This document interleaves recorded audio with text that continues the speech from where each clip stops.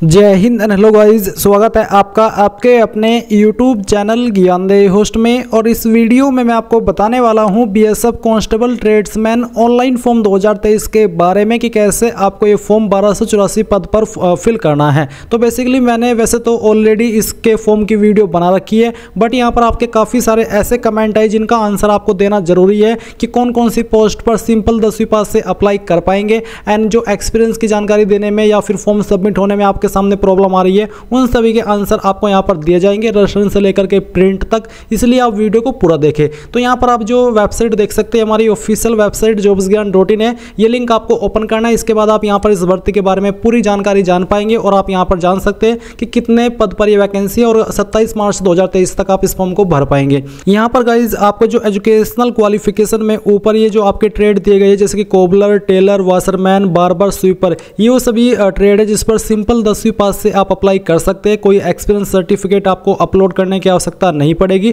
But आपका जो भी इनमें से ट्रेड है वो काम आपको अच्छे से आना चाहिए। एंड इसके बाद आप यहां पर नीचे आएंगे और आपको यहां पर अप्लाई ऑनलाइन लिंक इसके ऊपर क्लिक करना है। इस पर क्लिक करने के बाद आपके सामने बीएसएफ की ऑफिशियल वेबसाइट आ जाएगी। आप यहां पर आप कैंडिडेट लॉगिन पर क्लिक करेंगे। अगर आपका पहले से इस वेबसाइट के ऊपर अकाउंट है, आपने कोई भी फॉर्म भरा है बीएसएफ की वेबसाइट का इस्तेमाल करके, तो आप अपनी रजिस्टर्ड ईमेल आईडी एंटर करेंगे। जो पासवर्ड आपने बनाया था वो यहां पर आप डालेंगे and I am not robot के ऊपर क्लिक करके लॉगिन कर लेंगे। बट अगर आप फ्रेशर है, आपने कोई भी फॉर्म बीएसएफ की वेबसाइट का इस्तेमाल करके नहीं भरा, तो आप रजिस्टर हियर पर क्लिक करेंगे। इसके बाद आपको यहां पर आपका नाम एंटर करना है 10th के सर्टिफिकेट के अकॉर्डिंग। यहां पर आपको आपका मोबाइल नंबर एंटर करना है और अपनी ईमेल आईडी एंटर करनी है। देन आप जनरेट ओटीपी पर क्लिक करेंगे। अब गाइज मैं आपको बताना चाहूंगा एसएससी एमटीएस बेस्ट बुक के बारे में, जिसके माध्यम से आप अपने एग्जाम की प्रिपरेशन कर सकते हैं। और ये बुक है एसके बुक्स की, और एसके बुक्स इंडिया का one of biggest book publication house है। तो आप इस बुक के माध्यम से अपने एग्जाम की प्रिपरेशन कर सकते हैं। और आप मेरा सजेशन चाहते हैं तो कौन सी बुक बेहतर रहेगी,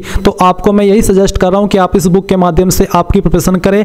इसमें आपको आपकी बुक हिंदी और इंग्लिश दोनों के अंदर मिलेगी। एंड साथ ही यहाँ पर इनका जो अभ्यास पेपर सेट है, यानी कि प्रीवियस ईयर पेपर का, उसका भी जो बुक है वो आता है। आप इस बुक को भी परचेज कर सकते हैं। वीडियो के डिस्क्रिप्शन में आपको लिंक दिया है। अब आपके मन में सवाल है कि इस बुक के अंदर क्या क्या आपको देखने को मिलेगा, तो इस बुक के अंदर आपको न्यू सिलेबस और पैटर्न के अनुसार क्वेश्चन पेपर देखने को मिलेंगे। अभ्यास के लिए आपको मॉडल पेपर भी इस बुक के अंदर दिए गए हैं। समस्त विषयों का समावेश आपको यहां पर देखने को मिलेगा, जैसे कि GK, science, math, reasoning and general English, all chapter theory आपको यहां पर देखने को मिलेगी। तो बेसिकली ये आपके लिए वन ऑफ बेस्ट बुक है आपके इस एग्जाम की प्रिपरेशन करने के लिए। तो जाइए, वीडियो के डिस्क्रिप्शन में लिंक दिया है बाय करने का, बाय कर लीजिए। इसके बाद में गाइज आपके नंबर पर एक ओटीपी जाएगा। जैसे ही आप ओटीपी डाल करके वेरीफाई कर देंगे तो आपके सामने यहाँ पर आपकी पर्सनल डिटेल आ जाएगी। तो यहाँ पर आपको आइडेंटिटी डिटेल्स में क्लिक करके आधार कार्ड के ऊपर क्लिक करना है और यहाँ पर आपको एक जो आईडी है आपके आधार कार्ड वो सिलेक्ट कर लेनी है। फिर जो भी आपका आधार नंबर है वो आपको एंटर करना है।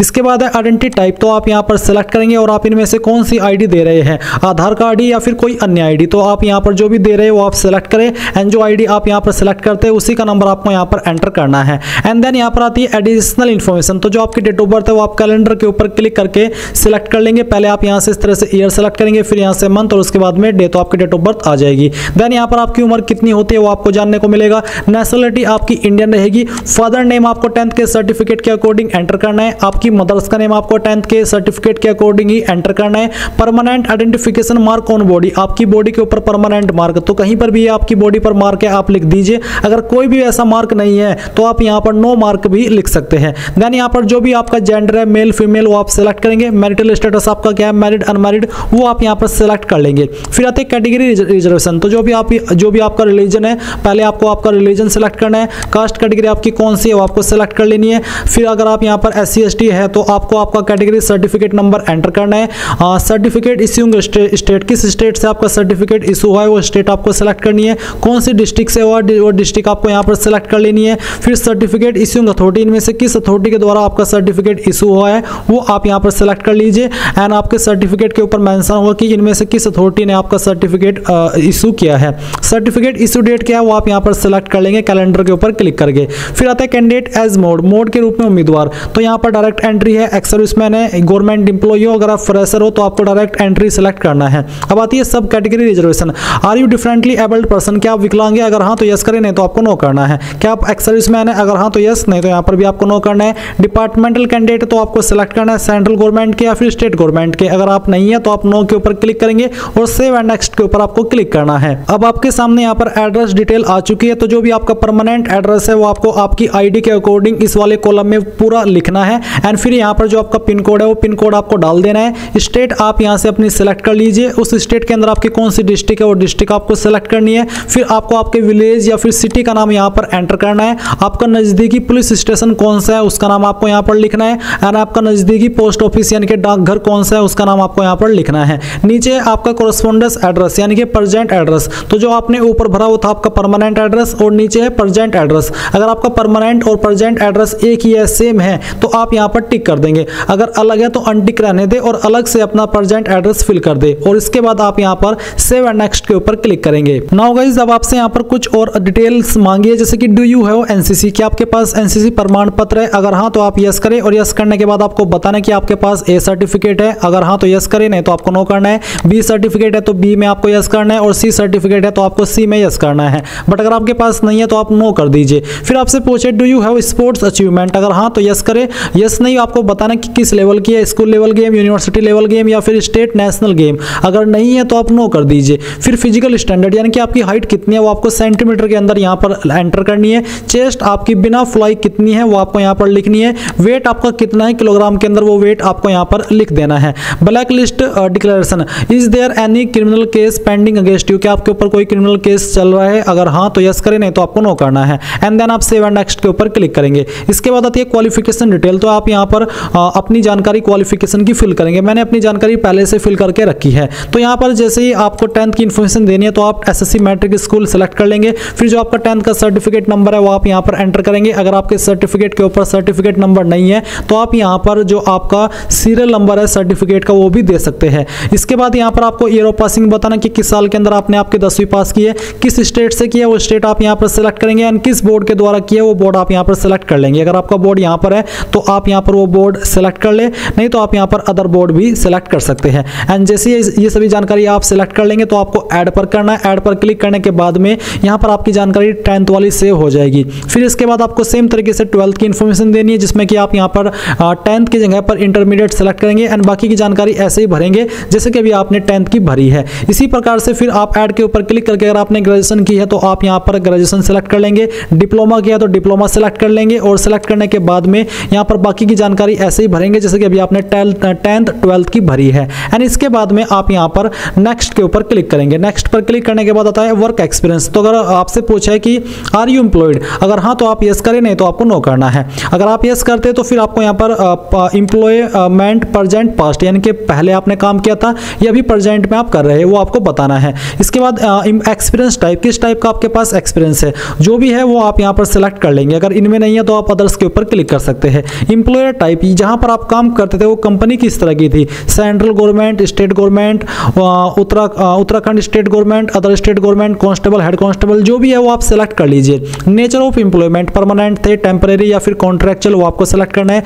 कब से आपने जॉब ज्वाइन की थी, जिस जॉब पर आप काम कर रहे थे या फिर कर रहे हैं वो आपको डेट सेलेक्ट करनी है। किस पोस्ट पर आपने काम किया उस पोस्ट का नाम आपको यहाँ पर लिखना है। इंस्टीट्यूट, डिपार्टमेंट, ऑर्गेनाइजेशन यानी कि कहाँ पर आपने काम किया उस कंपनी का नाम आपको यहाँ पर लिखना है। एंड फिर आप सेव के ऊपर क्लिक कर देंगे तो आपकी एक्सपीरियंस की जानकारी इस प्रकार से यहाँ पर सेव हो जाएगी। फिर अब आपको यहाँ पर नेक्स्ट के ऊपर क्लिक करना है। अगर आपके पास एक्सपीरियंस नहीं है तो आप नो करके आगे सिंपली बढ़ सकते हैं। अब आपको यहाँ पर आपका फोटो अपलोड करना है, तो आप यहाँ पर चूज फाइल के ऊपर क्लिक करेंगे। जैसे कि मैं यहाँ पर इस फाइल को डिलीट करता हूँ और इसके बाद मैं आपको न्यू फाइल अपलोड करके दिखाता हूँ। तो आप यहाँ पर इसके ऊपर क्लिक करेंगे, जहाँ पर भी आपकी फोटो फाइल है वो आप यहाँ पर सिलेक्ट कर लेंगे। तो आपको यहाँ पर जैसे कि मैं यहाँ पर इस फाइल को सिलेक्ट करता हूँ, यहाँ पर मैं इसके ऊपर क्लिक करता हूँ तो फिर यहाँ पर मैं आता हूँ और इस फोटो को सिलेक्ट कर लेता हूँ और यहाँ से ओपन करता हूँ तो आपकी फाइल इस तरह से आ जाएगी, अपलोड हो जाएगी। फिर आप यहाँ पर सेम तरीके से आपका सिग्नेचर अपलोड कर देंगे। इसके बाद आप यहाँ पर 10th की मार्कशीट अपलोड करेंगे, हाई स्कूल की, फिर आपको 12वीं की मार्कशीट अपलोड करनी है, फिर आपको ग्रेजुएशन का जो सर्टिफिकेट है वो अपलोड करना है। अगर आप SC ST OBC है तो आपको कास्ट सर्टिफिकेट अपलोड करना है। अगर आपने एक्सपीरियंस की जानकारी भरी है तो आपको उसका सर्टिफिकेट अपलोड करना है। एंड यहाँ पर आप देख सकते हैं कि फोटो का साइज 30 से 100 KB, साइन का साइज 20 से 50 KB, qualification, caste, experience certificate का साइज 30 से 100 KB और फॉर्मेट इनमें से कोई भी चल जाएगा। तो यहाँ पर ये जो मैंने डॉक्यूमेंट अपलोड करके रखे ये मैंने डेमो के लिए रखे, क्योंकि इस फॉर्म को मैं डेमो के लिए भर रहा हूँ ताकि आपको बता सकूँ कि कैसे आपको फॉर्म को भरना है। तो जैसे ही आप सभी डॉक्यूमेंट अपलोड कर लेंगे आप यहाँ पर टिक करेंगे एंड आपको सेव एंड नेक्स्ट के ऊपर क्लिक क्लिक करना है। इसके बाद आपके सामने यहाँ पर कुछ ऐसा इंटरफेस आ जाएगा। बेसिकली आपकी प्रोफाइल कंप्लीट हो चुकी है। अब आपको यहाँ पर अप्लाई न्यू एडवर्टाइजमेंट इसके ऊपर क्लिक करना है। अप्लाई न्यू एडवर्टाइजमेंट के ऊपर क्लिक करने के बाद में आप यहाँ पर फिर से होम पेज पर आ जाएंगे। अब आपको यहाँ पर कांस्टेबल ट्रेड्समैन एग्जाम 2023 में अप्लाई हियर पर क्लिक करना है। इस पर क्लिक करने के बाद यहाँ पर अगर आपके सामने आपकी कोई जानकारी आती है पुराने वाली जो कि आपने राशन के अंदर भरी है तो आप उसको दे देंगे, नहीं तो आपके सामने कुछ ऐसा इंटरफेस आएगा। अब आपको यहाँ पर आपकी पोस्ट सेलेक्ट करनी है कि आप कौन सी पोस्ट पर अप्लाई करना चाहते हैं। जैसे कि अगर मैं यहाँ पर स्वीपर पर सेलेक्ट करता हूँ तो आपके सामने आता है मैट्रिकुलेशन और इक्विवेलेंट, तो यहाँ पर आप यस करेंगे कि हाँ मेरे पास 10वीं की योग्यता है।